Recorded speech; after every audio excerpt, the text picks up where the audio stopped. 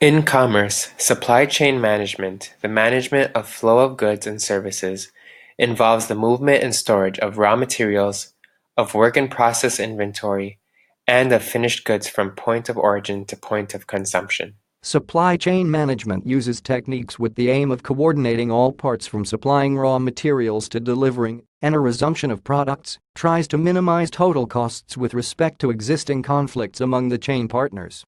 An example of these conflicts is the interrelation between the sale department desiring to have higher inventory levels to fulfill demands and the warehouse for which lower inventories are desired to reduce holding costs. These functions are increasingly being outsourced to other firms that can perform the activities better or more cost-effectively. The effect is to increase the number of organizations involved in satisfying customer demand while reducing managerial control of daily logistics operations. Less control and more supply chain partners lead to the creation of the concept of supply chain management. The purpose of supply chain management is to improve trust and collaboration among supply chain partners, thus improving inventory visibility and the velocity of inventory movement.